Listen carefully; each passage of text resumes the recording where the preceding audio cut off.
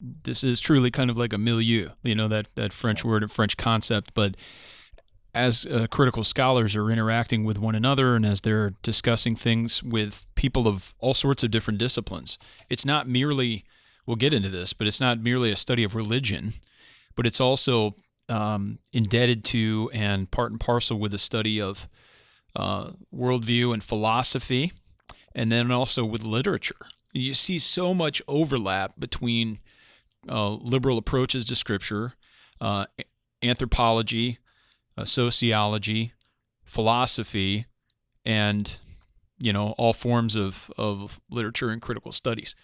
So that's where we see Bultmann as kind of like a heightened advancement and development of some earlier forms of liberalism here, but he's not genetically really different. He's just a more evolved version Yeah, of not what you found. genetically, but cosmetically, maybe something like that.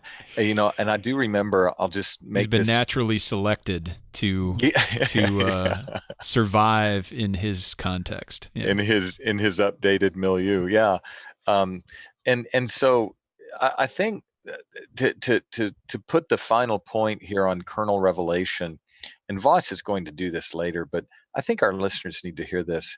We're not angry Bible thumping fundamentalists who simply say, "Hey, this is wrong because it's naturalistic," or "Hey, this is wrong because it's it's it's saying that all we would know is the intuition of the prophet, and that can't be right.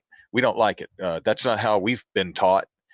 As though it's just the problems in that it's a new theory, and we don't Yeah, like new or things. I'm uncomfortable with it, so it must Yeah, be wrong. yeah, you've made me personally uncomfortable, therefore your view must be wrong. That's not how we're reasoning. And this is where Voss shows himself not to be what we might call a naive evangelical fundamentalist. The point that Voss is after here is this: that the prophet, at every point and without fail, claims that the very words that he speaks are the words that have been revealed to him by Jehovah. And there's a reason for this. The reason is that if you don't have divinely given words, words that come from Jehovah, revealing his character, revealing his plan, revealing his purposes, revealing his unfailing covenantal love to his people whom he redeems by the blood of the Messiah, um, you don't have religion, Camden.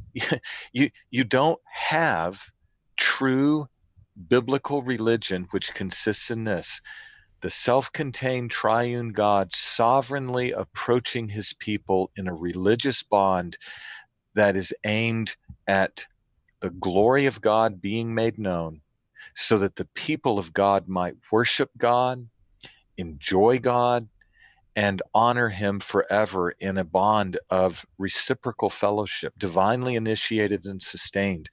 And so it's not because this seems new or this makes me uncomfortable. It's not even because this seems Kantian, although all those things are true. It's that these new post Kantian developments in theology obscure and ultimately eviscerate true religion, leaving us with the pious autobiography of prophetic intuition and not the words of the living God, which Jesus says in John 6:63 and following, the words of God give life, right? They're Absolutely. life imparting. So the kernel revelation theory and other theories like the divination theory we can talk about briefly. The problem isn't just that they're post-Kantian and new, they're modernistic. It's that by being so thoroughly post-Kantian and modernistic and anti-supernaturalistic, they've really gutted the heart of true religion. And so that's why we are so concerned to talk about it. Yeah, We and I don't think the liberal scholars are unaware of that fact. I mean, it's quite intentional. You can Mhm. gut the true religion from it because then you can just treat it like other things and you can neglect it. Yes, If yes, you you pull you the you plug on you divine revelation, then all of a sudden you can live a more convenient life.